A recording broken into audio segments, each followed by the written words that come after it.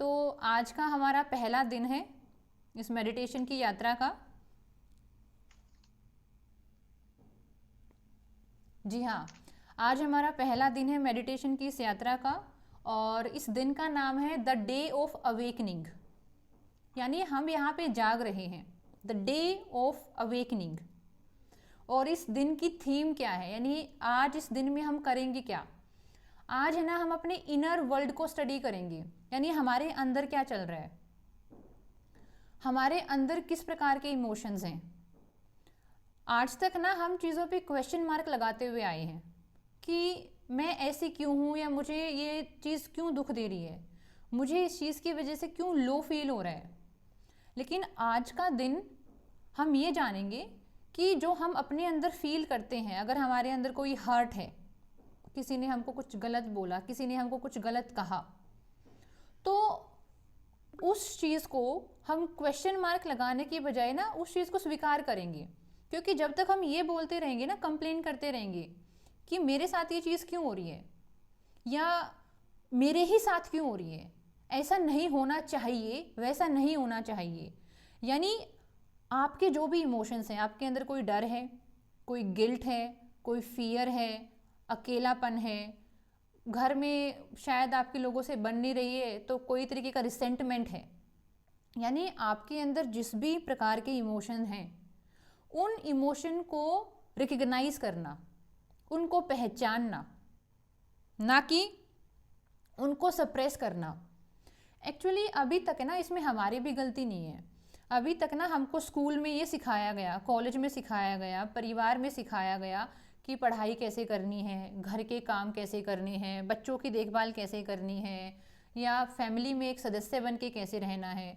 लेकिन आज तक ना हमको ये नहीं बताया गया कि हम अपने इमोशंस को कैसे हैंडल करें।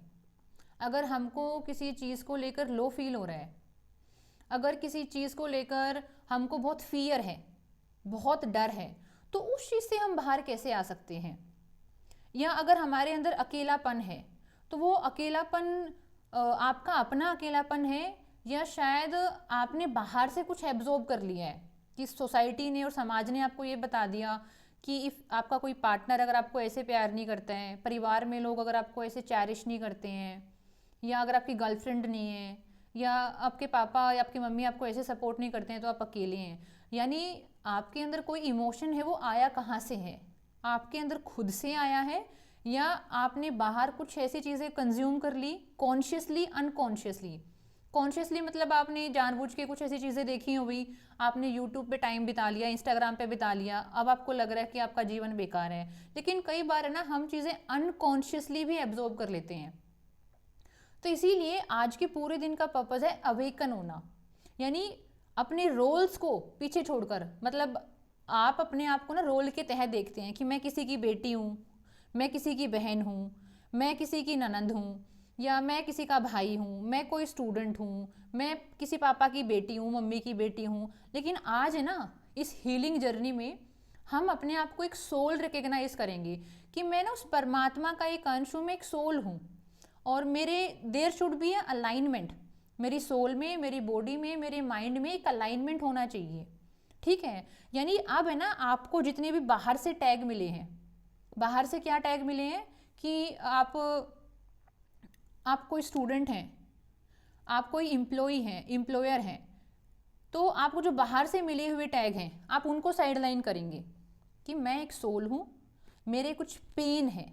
तो आज ना, आप जैसे कि हम छाती पे बहुत पेन लेके घूमते हैं, खूब बोझ लेके घूमते हैं, तो आज है ना, खुद अपनी छाती को हनुमान जी की तरफ फाड़ के खुद बैठ के देखना कि यार मेरे अंदर कौन कौन से दर्द हैं, कौन कौन से दुख हैं।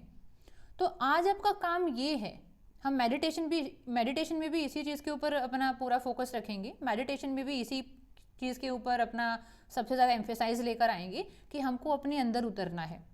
क्योंकि पता है, बाहर हम लोगों को चेंज नहीं कर सकते। जब हम लॉ ऑफ अट्रैक्शन की बात करते हैं, जब हम स्पिरिचुअलिटी की बात करते हैं, तो हम ये बात करते हैं कि सब लोगों की अपनी अपनी फ्रीक्वेंसी होती है।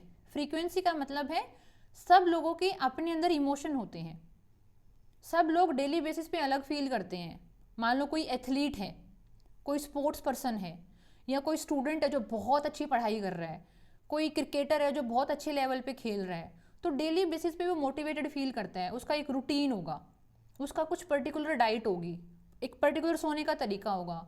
लेकिन दूसरी ही तरफ एक बच्चा हो सकता है, मतलब उसी उम्र का हो, 27-28 साल की ही उम्र का है, लेकिन उसका बिस्तर से उठने का मन नहीं करता, उसके पास क्लैरिटी ही नहीं, उसको पता ही नहीं उसको लाइफ में करना क्या है, उसके अंदर कोई सेंस ऑफ अर्जेंसी नहीं है। ऐसा क्यों है? क्योंकि इन दोनों के इमोशन अलग है, दोनों का इमोशनल कॉम्पोजिशन अलग है, दोनों अपने अंदर कुछ अलग तरह की चीज़ें महसूस कर रहे हैं। तो जब ना हमारी इमोशनल फ्रीक्वेंसी हमारे आसपास के लोगों से अलग है, अभी हम सब लोग हीलिंग के माध्यम से, मेडिटेशन के माध्यम से इस प्लेटफॉर्म पे जुड़े आपस में, यही इन्हीं दुखों को, इन्हीं समस्याओं को, इन्हीं शिकायतों को अगर हम अपने आसपास के लोगों को बताएंगे ना, तो वो हमको बेवकूफ़ बोलेंगे कि तुम्हें तो कुछ भी फील होता रहता है, तुम्हारा क्या है।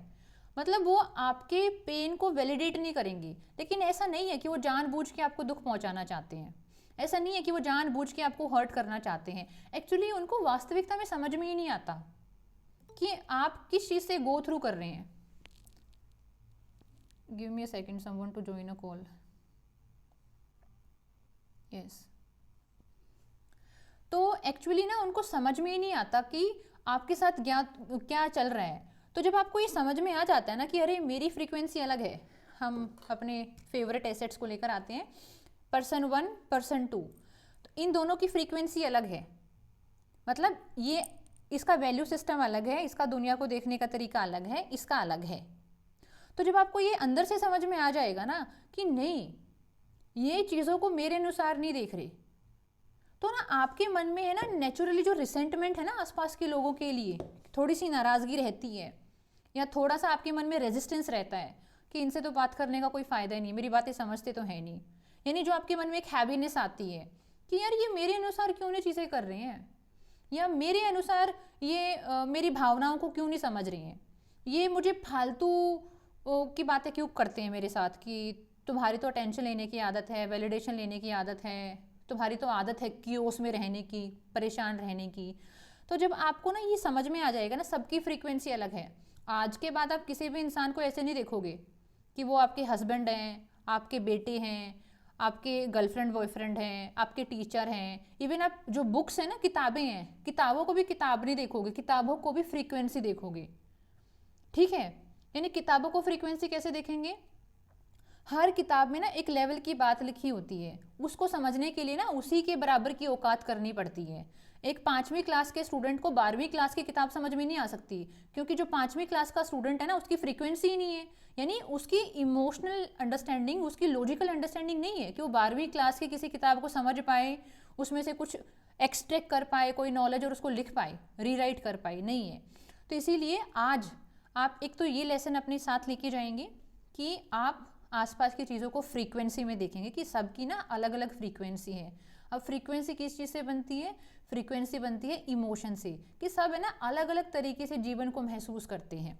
कोई बहुत ऑप्टिमिस्टिक है, कोई कोई बहुत डाउटफुल है। यानी ऐसे बोलेंगे, बीके शिवानी की लैंग्वेज में बोलेंगे, बीके शिवानी की भाषा में बोलेंगे, कोई आत्मा है जो बहुत डाउट का संस्कार लेके पैदा हुई है, कि वो इंसान ना हर चीज़ पे डाउट करता है।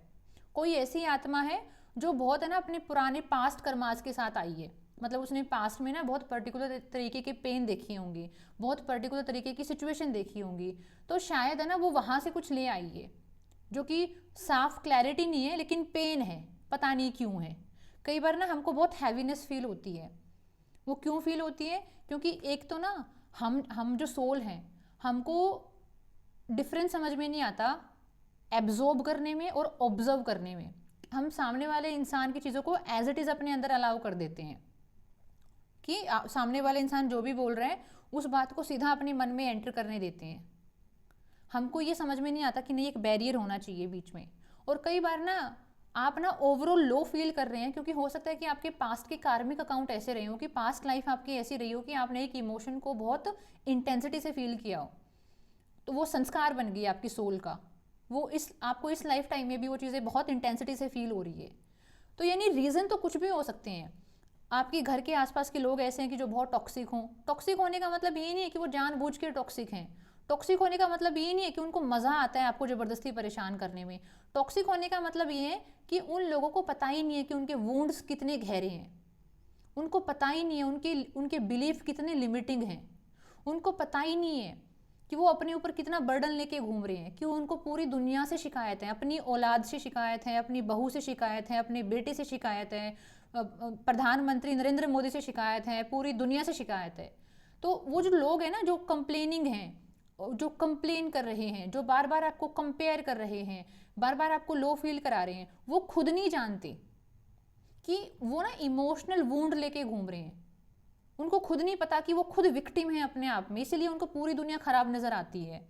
लेकिन शायद श्री राधा रानी ने अभी उनका समय नहीं दिया है कि वो खुद को अंदर झांक के देख पाए, वो अपने अंदर झांक के देख पाए।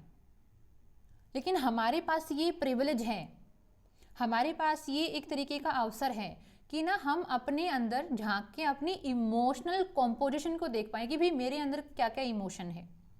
तो आपका ये होमवर्क है पहले दिन का कि आप एक पेज पर ये लिखेंगे कि ना आप है ना किस इमोशन को फील करते हैं, आपके अंदर किस चीज़ का पेन है, और उसको ये बोलना है कि मैं अपने पेन को स्वीकार करती हूँ। क्योंकि आज तक तो ना हमने क्वेश्चन मार्क के लगाया है, आज तक तो हमने ना एक नेगेटिव एनर्जी भेजी कि मैं ऐसी क्यों हूँ या मेरे साथ ऐसा क्यों हो रहा है। लेकिन आज नहीं, आज ना हम बहुत प्यार से, बहुत साहस से, बहुत करेज के साथ खुद को ये बोलेंगे कि भाई मैं खुद को स्वीकार करती हूँ, मैं खुद को स्वीकार करता हूँ, और फिलहाल प्रेजेंट में मेरी सिचुएशन ये है, यानी वर्तमान स्थिति में मेरे इमोशनल कॉम्पोजिशन ये है।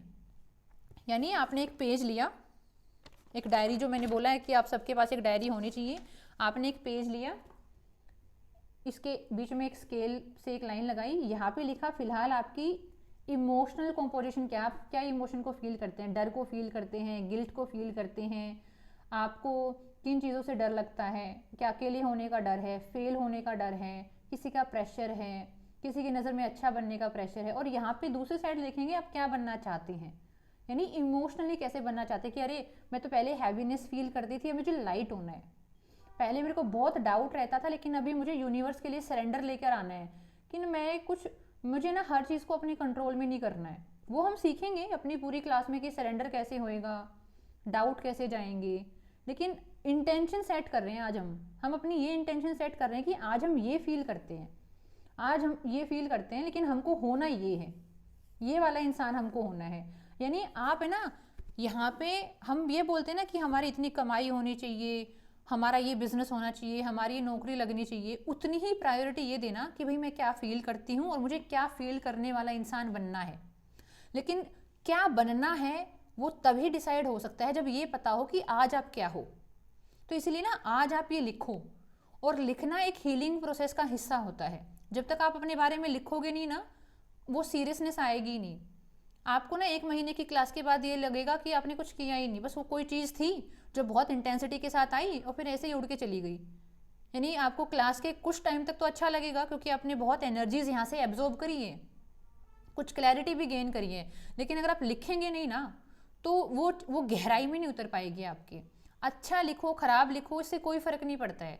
आपका मन हो तो क्लास में पढ़ के सुना सकते हो, आपको अच्छा लगेगा, औरों को अच्छा लगेगा, आप दूसरे लोगों से 4 बातें सीखोगे, 4 लोग आपसे अच्छी बातें सीखेंगे, एक माहौल बनेगा, हीलिंग का माहौल बनेगा। लेकिन अगर आप कंफर्टेबल नहीं है अपनी लिखी हुई बातों को दूसरे इंसानों के साथ शेयर करने में, तो मत शेयर करो, सिर्फ अकेले में पढ़ो। आपको कोई चेक करके नंबर नहीं देगा कि कोई आपको फेल कर देगा। तो आप है ना पहले रेजिस्टेंस हटाओ कि मुझसे लिखा नहीं जाता। अरे भाई अच्छा लिखो खराब लिखो क्या फ़र्क पड़ता है, आपके अलावा कोई नहीं पढ़ेगा उसको। लेकिन अल्टीमेटली आपकी जो वॉमिट है आपकी तो उल्टी हो पाएगी ना, जो आपने यहाँ पे बसा के रखा हुआ है। आपकी वॉमिटिंग होनी चाहिए। मतलब जब हम बहुत ख़राब खाना खा लेते हैं ना और शरीर उसको डाइजेस्ट नहीं कर पाता, पेट में दर्द रहेगा, पहले खूब पेट में दर्द होगा, खूब पसीना आएगा, खूब जी मिचलाएगा, मतलब शरीर पूरी कोशिश कर रहा है कि या तो उसको डाइजेस्ट कर लूँ, और अगर वो चीज़ डाइजेस्ट नहीं हो रही है ना तो पेट में दर्द करती रहेगी तब तक जब तक उल्टी ना हो जाए। इसीलिए आज है ना आप ये सीखेंगे कि आपको उन चीज़ों को उल्टी करना है जो आपके अंदर रह नहीं पा रही है। मतलब आपके अंदर आपका पेन है, आपके डाउट हैं, आपका गिल्ट है, आपके अंदर किसी चीज़ का डर है, कोई मलाल है कि ऐसा कैसे हो गया मुझसे, मैंने ऐसी गलती कैसे कर दी। यानी जो भी इमोशन है आप उसको जो भी नाम देना चाहें, या हो सकता है किसी इमोशन का आप नाम भी ना दे पा रहे हो लेकिन फिर भी आपको पता है कि मेरे अंदर ये चीज़ है मुझे निकालनी है। आपको हैवीनेस क्यों फील होता है, लेजीनेस क्यों फील होता है, जब आप लिखोगे ना हो सकता है 5 मिनट 10 मिनट ये होगा कि क्या लिखूँ मैं, मुझे समझ में नहीं आ रहा, लेकिन फिर भी डटे रहना, पेशेंस रखना, खुद के लिए इतना प्यार लेकर आना कि कोई बात नहीं, मैं 10 मिनट है ना सिर्फ पेन को पकड़ के बैठी रहूँगी, हो सकता है 11वें मिनट कोई ख्याल आ जाए। आधा घंटा तो मैं दे सकती हूँ ना खुद को डेली बेसिस पे कि भाई आधा घंटा मैं कुछ लिख रही हूँ, आधा घंटा मैं कुछ लिख रहा हूँ। यानी जितना आप लिखते चले जाओगे उतने आप सुलझते चले जाओगे। मेरे कहने का पर्पज़ ये है, यहाँ से जो आप सीख के जा रहे हो ना, ये जो हम डेली बेसिस पे क्लास कर रहे हैं, ये आपको एक माहौल देगी अपने आप से मिलने का। क्योंकि इस क्लास का पर्पज़ ये है कि आप खुद से मिलो। हम यहाँ पे किसी की वाइफ से नहीं मिल रहे कि फलाने की वाइफ है, धकड़े की बहू है, फलाने की मम्मी है, या उसका ये बॉयफ्रेंड है, या उसकी ये गर्लफ्रेंड है, या ये तो इस चीज़ की तैयारी करने वाला एस्पिरेंट है, ये उसकी तैयारी करने वाला एस्पिरेंट है, ये कोई एम्प्लॉई है, कोई एम्प्लॉयर है। हम किसी रोल और रिस्पॉन्सिबिलिटी से नहीं मिल रहे यहाँ पे, हम सोल टू सोल मिल रहे हैं। मतलब आप यहाँ खुद से मिलने के लिए आती हैं मेरे थ्रू, मैं मीडिएटर हूँ, मैं आपकी मुलाकात आपसे ही करवाना चाहती हूँ। क्लासेस का पर्पज़ ये है। तो इसीलिए मैं आज आपको इस दिन का जो नाम मैंने लिखा है, day of awakening. Day of awakening का मतलब है कि आप जाग जाओ अपने दर्द के प्रति, अपने घाव के प्रति, अपनी वूंड के प्रति कि हाँ मेरे अंदर ये है। पहले स्वीकार तो करो कि मेरे अंदर ये है। जब आप स्वीकार कर लेंगे तो उसके बाद आपके लिए आसान हो जाएगा उस चीज़ पे काम करना। और स्वीकारने का मतलब ये नहीं होता है कि हाँ स्वीकार लिया, स्वीकारने का मतलब ये है कि आपने पूरे दिल से उस चीज़ को अपना लिया कि हाँ भाई मेरे अंदर ये सब है। ये नहीं रोना गाना मचाना है कि क्यों है ऐसा, क्यों है मेरे साथ, क्यों है। अगर आप इस क्यों है में फंसे रहे ना तो आप कभी खुद पे काम नहीं कर पाएंगे। तो आपको ना एक डिफरेंस समझ में आना चाहिए। यानी पेज पे आपने लिखा एक तरफ है को इन्वर्टेड कॉमा में बंद कर दिया, है का मतलब जो वर्तमान में आपकी स्थिति है, और दूसरी तरफ आपने लिखा है क्यों है। क्यों है का मतलब क्या है कि आप ना एक्सेप्ट ही नहीं कर रहे हो खुद को। आप लगातार एक छोटे बच्चे की तरह फ्लोर पे लेट कर गाना बाना बजाना कर रहे हो कि हाय मेरे साथ क्यों हो रहा है, मम्मी मेरे को खिलौने क्यों नहीं दिलवा रही हैं, पापा नहीं दिलवा रहे हैं। आप एक 5 साल के छोटे बच्चे बन के सिर्फ रो रहे हो और कंप्लेन कर रहे हो। जो भी इंसान आपको मिल रहा है उसी से अपना दुख शेयर कर रहे हो। हर किसी इंसान से अपनी कहानी शेयर करके कहीं ना कहीं से एक वैलिडेशन या अटेंशन मांगने की कोशिश कर रहे हो। तो आपको ये समझ में आना चाहिए कि है और क्यों है में फ़र्क होता है का मतलब है आपने अपने दुखों को इम्ब्रेस कर लिया है, गले लगा लिया है कि यार ये मेरे हैं, जो है मैं वो फील करती हूँ और बस ये दुख भी मेरे हैं, मुझे प्रेम है, सहानुभूति है। लेकिन जब कोई इंसान ऐसे ही घूमता है ना रो रो के, हाय मेरे साथ ऐसा क्यों है, या मैं तो सबसे अच्छे से बात करती हूँ, मेरे से क्यों नहीं करता है, ये क्यों है ना, ये आपको हील नहीं होने देगा। तो इसलिए ना इस क्यों है को थोड़ा सा साइडलाइन करना है, ठीक है। तो आज के दिन का पर्पज़ मैंने आपको समझा दिया कि आज के पूरे दिन का पर्पज़ ये है कि हमको अपने ही घावों के प्रति एक जागरूकता लेकर आनी है और उनको प्यार से स्वीकार करना है और इस क्यों है को छोड़ने की कोशिश करनी है। ऐसा नहीं है कि आप मेरे कहते ही छोड़ पाओगे, हो सकता है आपको इस क्यों है को छोड़ने में पूरा 1 महीना लग जाए, ठीक है, कि आप आराम आराम से छोड़ पाओ इस चीज़ को। मैगी तो है नहीं 2 मिनट में बना देंगे, इट विल टेक टाइम। अंदर सालों की कंडीशनिंग की वजह से आपके अंदर ये घाव आए हैं, आपके अंदर ये बर्डन आया है, तो थोड़ा सा समय लेगा। तो अपने लिए थोड़ा सा पेशेंस और थोड़ा सा सब्र आपको लाने की आवश्यकता है। अभी मैं आपको आपके डाउट के लिए टाइम देती हूँ कि आपको जो भी क्वेश्चन पूछना है, आपको जो भी डाउट है आप पूछ सकते हैं। मैंने सिर्फ अपनी स्क्रीन का रिकॉर्ड किया है।